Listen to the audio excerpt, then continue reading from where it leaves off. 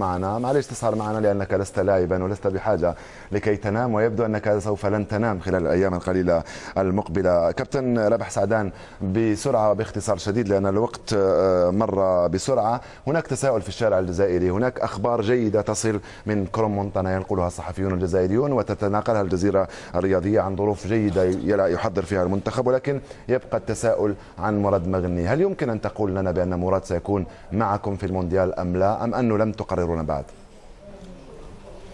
لا، الحقيقة ما كلمت مرة الأخيرة وقلت القرار يكون إن شاء الله في آخر معسكر، يعني في 26 إن شاء الله من الشهر ماي يكون القرار حق مراد مغني.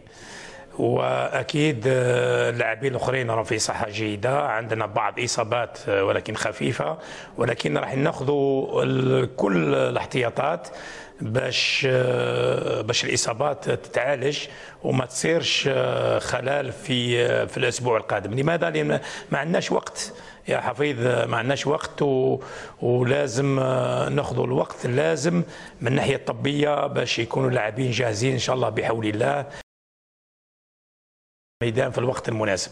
كابتن رابح سعدان، انت راضي عن العمل اللي يقوم به الفريق الطبي الذي تنقل خصيصا من مركز اسبيطار من هنا في الدوحه لمساعدتكم على تهيئه اللاعبين؟ راضيين عنهم لحد الان؟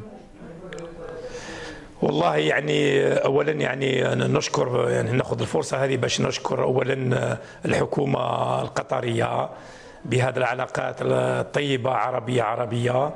نشكر كذلك المدير اسبيطار، وكذلك رئيس اتحادية كرة القدم القطرية، لأن حاليا يعني رانا عندنا مجموعة طبية في أعلى مستوى، يعني حتى اللاعبين المحترفين راهم مبسوطين، وكل يعني من اللي وصلوا خاصة في كرومونتانا يعني كان اهتمام كبير، وخاصة احتراف يعني في أعلى مستوى، وهذا حقيقة يشرف الكرة العربية.